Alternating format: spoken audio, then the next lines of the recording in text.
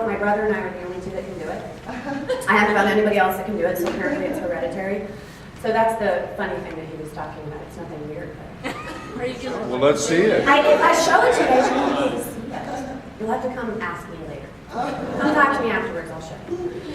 All right, so anyway, it was really great to be here, and I just want to thank you guys for your time and energy this morning. I mean, we're here at 7 o'clock. It's actually almost 8 o'clock now in the morning, right? It's pretty early to be out and about. So I really appreciate your time and your energy. So thanks for being here. And as I mentioned earlier, I call myself the self-care goddess because this is something that has become over the last several years very important to me. It was something that was missing so much when I was in the corporate world. And so calling myself the self-care goddess is sort of my way of reminding myself every day of what it is that I'm aspiring to. So I'm certainly not the expert in it by any means. But it's something that's really important to me. I'm very passionate about it, and I really, what I want to do is help people take as best care of themselves, or as good a care of themselves as they can in all areas of their life. So what makes me unique is that I work with people in all kinds of areas, whether it's your financial health, your emotional health, spiritual health, mental health, physical health, you name it, I can help you in any of those areas. And specifically around mindset reconditioning, because a lot of our thoughts dictate what our reality becomes. You guys probably know this, right? Is there anybody that doesn't understand law of attraction or hasn't someone heard of it before? Yes. This group probably has. Okay, good. You guys are good. All right, so, the other piece that makes me really unique is that I do a very specialized type of sabotage release work. And I'll tell you guys a little bit more about that later. But today, what I'm going to be talking about is how to break through barriers and recondition yourself for greatness. And this is just one tool that I'm going to share with you that kind of came to me over the years through my own personal experience. It wasn't something that I was ever really taught as a young child. And I wish it had been taught in school because it would have been a really effective tool for me to have had all those years that I was going through challenges and obstacles. And what I want to do is just share with you a little bit about myself. Nigel, because I have a story that kind of will illuminate for you where this comes from, where this tool comes from. And Nigel had talked to you guys about the fact that I grew up in a really small town, Saguache, Colorado. I lived there with my dad. And, we moved there when I was in about, I think I started out first grade there. And we were in a very unique situation. My dad moved us into an old hardware store. It wasn't actually a home. And so we actually didn't have running water or electricity or heat. We had wood stoves for heat, but we didn't have electricity until I was about 4th or 5th grade. So I grew up in poverty conditions with my dad, single father, doing the best that he could. And even though he was trying to be there, supporting me emotionally and raising me in the best way he knew how, he was struggling himself. He was an alcoholic and was suffering through some things that I didn't know much about. And in going to school, I was hoping that I could get some support there. And unfortunately, because I was poor and dressed funny and whatever, I went through a lot of bullying and tormenting in my grade school years. So the early years, I didn't have a lot of emotional support. I didn't have somebody teaching me how to work through obstacles or barriers that would come up. And I internalized a lot of that. And I remember all that pain and suffering that I was going through, the torment, the torture, coming home, my dad being drunk often, most nights. I had to do a lot of things on my own. So it made me stronger. It gave me some really great resources and tools for becoming a really strong adult who could come out and actually take care of herself, because that's pretty much what I did. I had to raise myself. But it also instilled a lot of negative beliefs. And I had a vow that I made as a child that I would never be poor again. Because to me, poverty meant failure. It meant pain. It meant suffering. And that vow was a good vow in that it helped me leave Saguache, go to Greeley, to go to UNC, come back to Denver, and create a really good career for myself. I ended up working in the corporate world, doing technical communication stuff, IT manager type things, database administration, ended up doing all of that. And I ended up being very successful. but it was financial success. It was not all of the other areas of my life and abundance in all the other areas of my life. It was just that financial prosperity.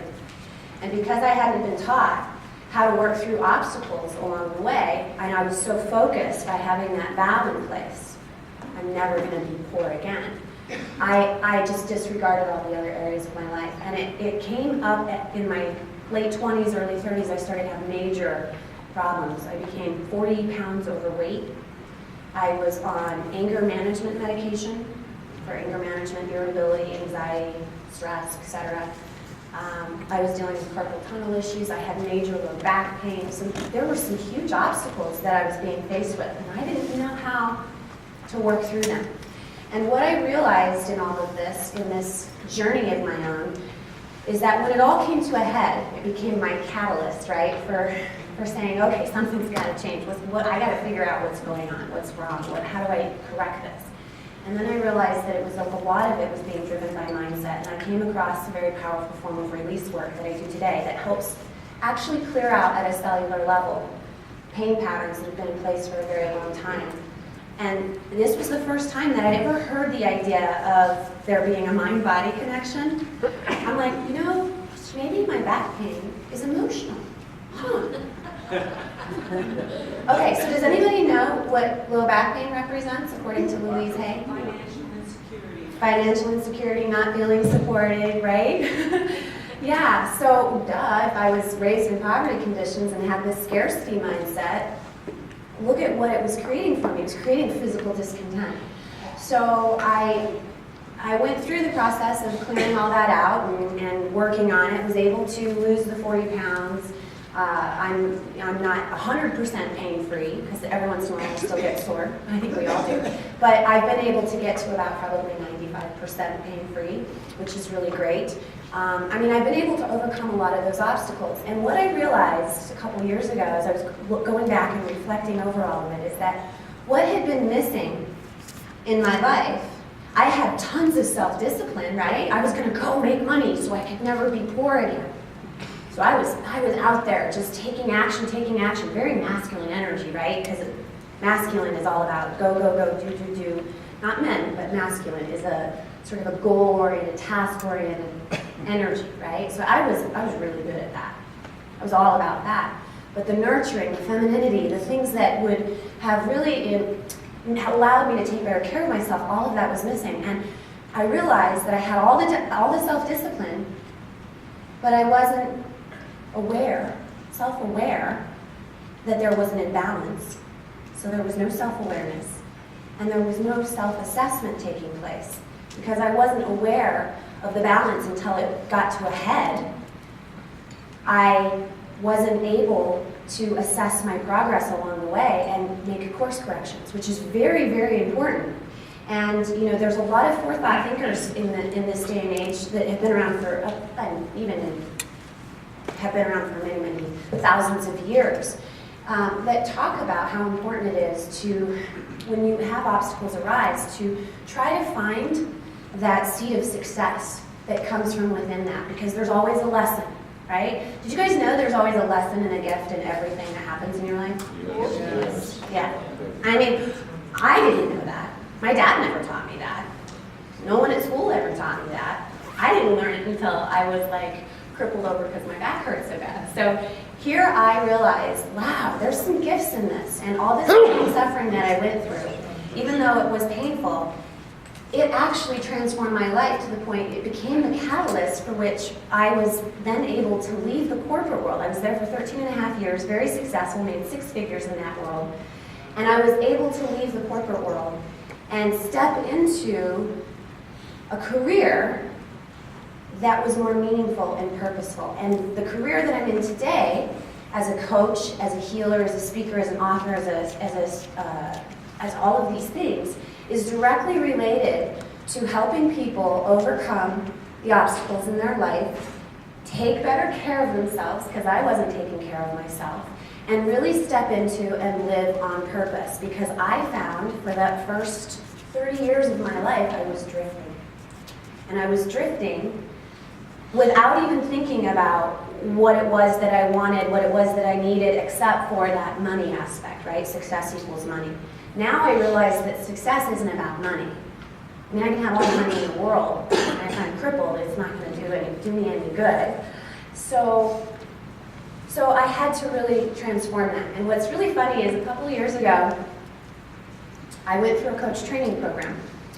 And we had to get in triads where you would basically, one person would be a coach, one person would be the client, and then another person would be the witness, so to speak. They'd kind of sit back and just watch the whole thing take place. And at the end of your 15-minute little coaching exercise, we would go through this exercise. And I loved these questions because it took all the sting out of everything. And what would happen is the coach would do this first. The coach would answer these 3 questions. The first question was, what worked really well? And I'm like, that's brilliant. We get to celebrate what worked really well. Now, I'm curious, if you guys were trying to assess your progress, whether it was in that coaching triad or for an obstacle that you were faced with, if you were to assess what worked really well, what would be the benefit of that? Confidence. Positive reinforcement, right? Was there something else besides Confidence. that? Confidence. You'd raise your confidence, right? You'd know what to keep doing, right? So you'd have self-awareness around what to continue doing. And you get to celebrate, right? And how often do we really sit down and celebrate what we've done well, especially when we're faced with an obstacle? Because in this day and age, in this culture, it's been so difficult to really focus on the positive because culturally speaking, there's a lot of negativity going on out there, and there's a lot of focus on it. Fortunately, we're in a room of people who are all about spirituality. We're part of the charge that's changing people's lives. But anyway, my point is that's the first question. So that was a great question for me because it took the sting out of the self-assessment for me. So the second question that we would have to ask ourselves is what didn't work well? Logical next question. And in the past, if I looked at what didn't work well, I would beat myself over the head with it. Is there anybody here that's ever done that? Yeah, I thought so. And yeah, I mean, come on, we're human, right? This is what we do. It's part of the human condition. And I want to say something about that part of the human condition. It's also how we learn. We make mistakes. The only way that we will actually be able to learn something, especially if you've never tried it before, is to try it, make a mistake, course correct, try it again, maybe make another mistake, course correct, try it again, until we figure out how to do it. You know, when I was working in the corporate world, the first time I went into any kind of a database administrative role, I used to be on the phones. I used to do telemarketing.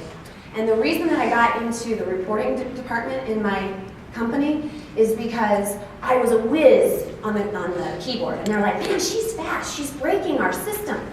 So they thought because I was fast on the computer, I must be IT-ish or something. I don't know. Anyway, I went into this reporting position. I was a reporting analyst, had never had any experience doing reporting, didn't know anything about database management, and went in and self-taught myself over a period of 9 months and ended up automating over that time a report that originally had been available at noon every day for the managers. And this was a report that they needed to base their sales numbers on. And the first half of the day, they were trying to meet goals that they didn't even know what they were meeting. So I created a system, I automated a system for them that allowed them to have this report earlier in the day. So I did this because I kept practicing and figuring out what was needed. I kept course correcting, right? Well, that didn't work, this didn't work, this worked well, I should keep doing that, right? But I didn't know that I was doing all of this. And when I went through this coach training program, I realized, wow, I've kind of been doing this all along, but not consciously. What would happen if I did this consciously every day, once a week, anytime I felt icky, and I needed to figure out what needed to come next, right? It would be something that would help me a lot. So those 2 questions were very helpful, but the third question was the most powerful. And the third question is, what can I do, or what action can I take now or in the future that's of positive benefit to me that will make up for what's not working well? Whoa. There's a question, right? That makes sense too. It's totally logical that we would save this. And by the way, I want to share with you guys, there are flyers on the table, I forgot to mention that have these questions on here, so if you like what I'm talking about and you want to go home and practice it regularly, go for it. They're right in the middle of the table. So this third question, what can you do next to make up for what doesn't work well?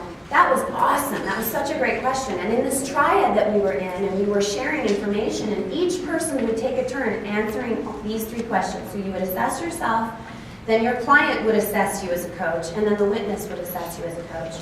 And it was great because there was no ill will, there was no, I mean, you're getting feedback, it's constructive, it's not critical. It was a wonderful learning process. And because we were doing it over and over and over and over and over again in this training program, what happened is it started to become part of me at a cellular level.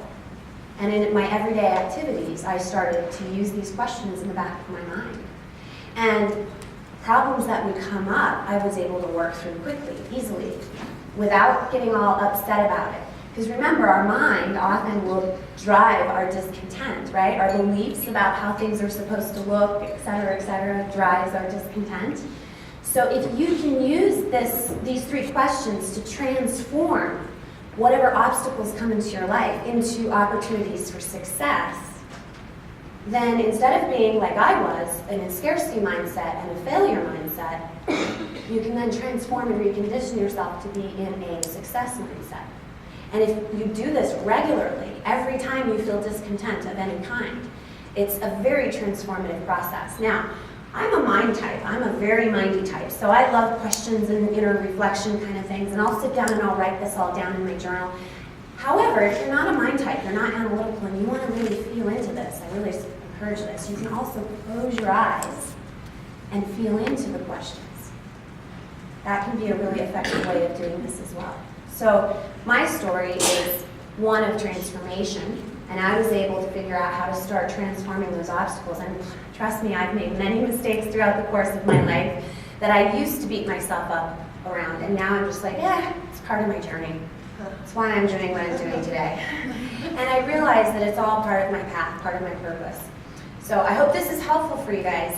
But another piece I just want to share with you, there's an author by the name of Napoleon Hill. Has anybody ever heard of Napoleon Hill? Oh, yeah. Awesome, I love that. All right, so he's fantastic. He's unfortunately not with us anymore, but he studied a lot of the very successful people way back in the 1920s, 30s, 40s, etc., like Henry Ford and Andrew Carnegie, all these people that were very, very successful. He wanted to understand what made people successful. And I want to read to you a quote out of a book called Outwitting the Devil, which is an amazing book. Yes? Yeah? All right. So, and this is actually a quote that's on your handout. There comes with every experience of temporary defeat, and every failure, and every form of adversity, the seed of an equivalent benefit. Not a full-blown flower of success, but the seed from which that flower may be made to germinate and grow. So, if you ever feel like, oh, I'm a failure, or dang it, I'm so stupid, or I should have done this, I should have done that, coulda, woulda, shoulda. Those coulda, woulda, shouldas are all the actions that you could take next time to make up for what doesn't work well. And if you spent less time in the shoulda, coulda, woulda mode and more time in the action mode, can you guys see how you'd be able to work yourself out of that obstacle pretty easily? Anyone that can't see that? Yeah, it's pretty simple, right? And because human nature, we're so conditionable by nature, do something, try it, repeat it until you get really, really good at it. It makes sense, right? This is what will lead you to success. Now you can take this to the next level, and I'm going to share with you guys something else today. Above and beyond just, using these three questions to help transform obstacles, negative energy patterns that are going on in your body, things that you're trying to work through, or maybe you're just using it as a self-assessment tool. This is something you'd want to do regularly in order for it to become part of you at a cellular level, right? So I suggest, my personal recommendation is that you would engage in this process once a week at minimum and review your week. How many of you are in business for yourself? Just raise your hand. Okay. Great. And for those of you that are not in business or yourself, you're working for a regular job, I know you have tasks and things that need to be accomplished.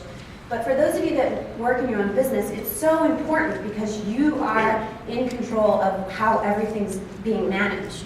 You're not just there showing up and doing a certain set of responsibilities there.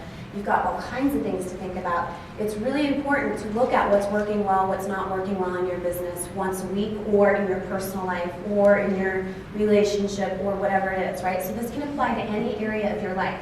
Do this once a week. Now, you can also do it as needed. You can do it anytime a major life transition pops up. Trust me, those happen all the time, right? Get laid off or get divorced, something like that. Wow, it's not working well here. I've been doing this process when I got divorced. I've been divorced too. So anyway, this is part of your conditioning. But if you really want to take it to the next level, what you can do is, if you come up with actions and steps that you're going to take to correct what's not working well, and you really want to recondition yourself towards that success, if you can also come up with affirmations or declarations of some sort that represent your goal, something that's inspiring. Maybe it's 3 or 4 different affirmations that you want to create, and you sit down and maybe just review those briefly once a day. Or you spend some time visualizing once a day what it's going to feel like when you accomplish that goal. And I know some people don't believe in affirmations, but what I want to share with you is that affirmations and reviewing them, one of the reasons why that can be successful is because it engages the use of your imagination, and it's also suffusing your subconscious with the desires of what you really want, which is very important when you're trying to recondition yourself. Constant exposure to what it is you really want and a reminder of what it is you really want will have you acting more often in alignment with that, just by default. Now, of course, you can try to just will yourself through straight action alone, but just looking at every day for maybe 3 to 4 weeks, because it's about 21 days that it takes to form a new habit. And actually, there's a gentleman by the name of Dr. Maxwell Maltz who wrote a book called Psycho-Cybernetics. Yeah, we've got some people nodding their heads yes. He actually was able to scientifically prove this. Because you have engrams in your brain that take in new stimulus and new information. And every time it sees a repeat of stimulus or information, it's creating this cellular level experience, and it actually draws upon the previous memory of the experience to enable you to fall back into it more easily. So this is, you know that old saying, second nature, I can do this with my eyes closed, right? That happens because over time, once you get really good at something, you have fallen into a hypnotic rhythm with it. So if you want to create a hypnotic rhythm around success in your life, visualizing your goals, visualizing your declarations that represent what you're trying to create for yourself is a very effective tool for doing that. And so what I did today for you guys is I put together just a couple of affirmations that represent these 3 questions, like the essence of these 3 questions, and also, it's just really the essence of these 3 questions. So I'm going to ask everybody to grab one of these if you haven't already, and on the Tools for Success page, in the bottom half, there's a Declarations of Success section. So if you don't have one of these flyers, grab one. And I want everybody to stand up. Okay. So once you've gotten to your standing position, I want you to go ahead and put your hand on your heart. And what we're going to do is we're going to put some energy into this so that we're creating a cellular level experience of today's content to carry you forward into the days ahead. Now you can repeat these every day for the next 21 to 28 days if you'd like. Don't have to, but you can. But today we're going to do this with emotion, with vigor, with intensity. So I'm going to encourage you to really speak. We're not going to just quietly say this. We're going to really say these out loud, okay? On 3. 1, 2, 3. I transform obstacles into opportunities for growth. I break through barriers and recondition myself for success. I measure and assess my progress regularly. I acknowledge and find gratitude in my successes. I gain gratitude, value, and wisdom from setbacks and mistakes. I am innovative and creative in my solutions. I take courageous action to make up for what doesn't work well. And I love my life.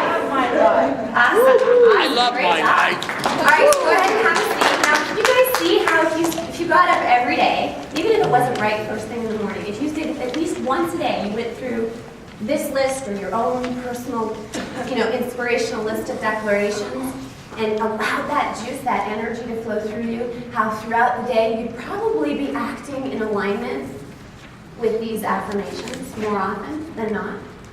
Can you see that? I know it seems like maybe not, but if you did it for the next 3 to 4 weeks, I guarantee you'd probably have a different outlook at the end of that 3 to 4 week period.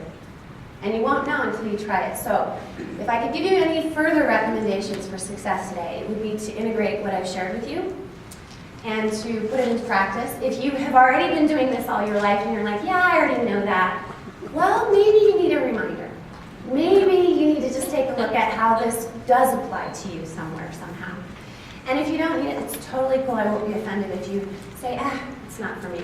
It's totally fine. But I encourage you to go out and try it. The other thing that I would recommend is when you're trying to recondition yourself for your own personal goals, ask for support. Involve your family. Tell them what you're up to. Have them hold you accountable. Create a mastermind group so that you can have accountability. Or you can also hire a coach like me, for example. And I'm getting the 2-minute mark, so I want to just mention briefly, I had talked to you earlier, what makes me unique in working with me is that I really focus on you taking care of yourself. Not just physically, but in all areas of your life, and really identifying what's going to bring you joy. I'm a joy seeker, a possibility seeker, and I will help you figure that out. I also do mindset reconditioning. We talked a little bit about that today. And then the sabotage release work that I do is based on a very powerful, it's actually the basis of it is journey work. If anybody's ever heard of The Journey by Brandon Bays, I'm a journey accredited practitioner. And part of the work that I do involves journey work. It's powerful. It helps you release at a cellular level patterns that you've been holding on to for years and years and years. If you have any questions about what I do, what I'm about, if you want to know more about working with me, come talk to me afterwards. If you have questions about the content, shoot me an email, which, by the way, my email address, my website, and my phone number are all on the bottom of the last page of this little handout. So feel free to check it out, and if you have any questions, just let me know. That's it. Good job.